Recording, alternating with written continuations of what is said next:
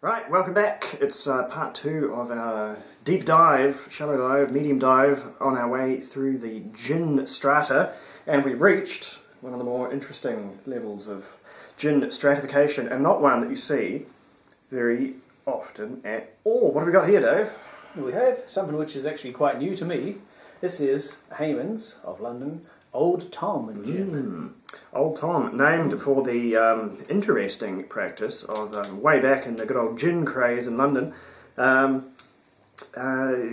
Inns, bars, pubs, sort of in the back alley kind of a one on these things, they would have this cat face thing that was referred to as the Old Tom, and it had a little spout in it, and it was to be believed a coin slot, and you would put your money in, and it would ring a little bell, and then the bartender would come over and pour a shot of gin down the tube.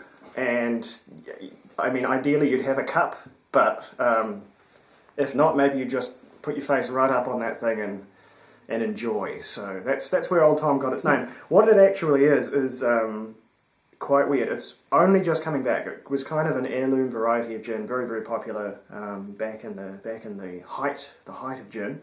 And it's only just beginning to come back as sort of a craft boutique kind of a thing, because a lot of people are liking it for cocktails. But how it differs from gin is there's sugar in here. This is a sweetened gin.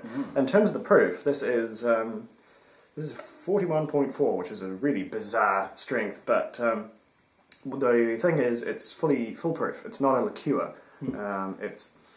It's all the way strong, and the amount of sweetening is sort of halfway between dry gin, modern gin, and the old Dutch Geneva. So it's kind of seen as the missing link. You know, this is gin on its way from Geneva, but hasn't quite got to the modern thing. This is the gin we're used to. This is the Lucy of gins, the Homo erectus of the modern product. So. Yeah, well, I think this is probably the first Old Tom gin I'd ever tried, so it's going to be, definitely try it on its own to start with, and it'll be quite a trip, I think. Ooh. Oh, that's confrontational. They weren't kidding about the sweetness. It is very sweet, but also extremely lemony.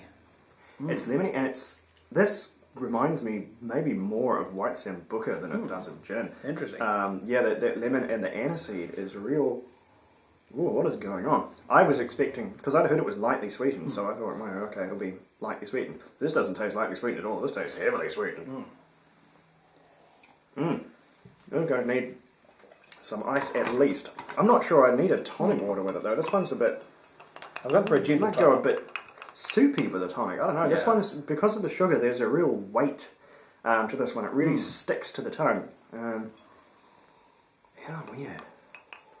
But you can see immediately, the environment where this would have thrived. This would have been the age of, the gin craze.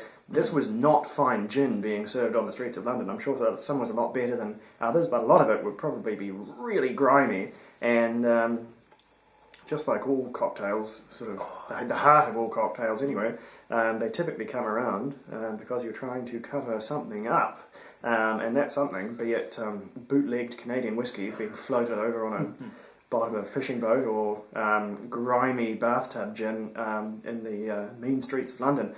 Sugar was the answer, and yeah, so I can see how this came about. I'm not sure I'm quite on board with the whole revival thing. I'm not sure what I mix with this. I shiver to think of a martini made from this. No. With the tonic water, that's made a really quite sweet soft drink. It's got the gin flavour still there, sure, but it's taken away a lot of that bitterness. Maybe a Negroni. Negroni was sort of the other gin cocktail, the much less popular the gin cocktail, which James Bond has never ordered. But that's got a sweetness to it from the Campari, and so maybe you just get a double sweet version of that. I don't know. I do not understand this. I don't know what the deal is if you're not trying to mask a rough spirit. I don't know if I'm sold.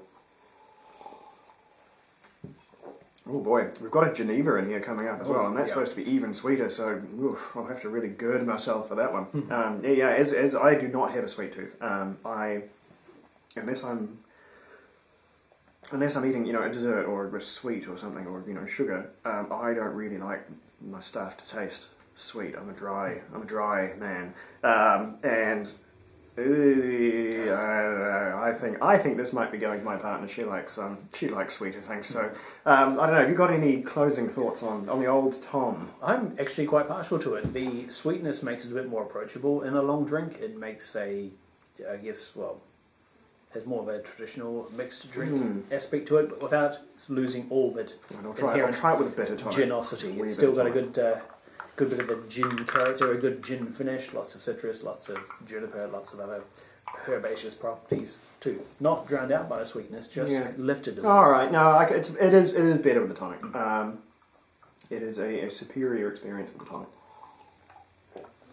So this is quite a dry tonic water. It still has a reasonable sugar content too, more than I'd Well, normally go I mean, for. tonic water, that's a whole other discussion, but basically if your tonic water tastes sweet, you've got the wrong tonic water. And tonic water should have a bit of sugar in there, and this is diet, but only enough to take the edge off the bitter quinine, and that's all.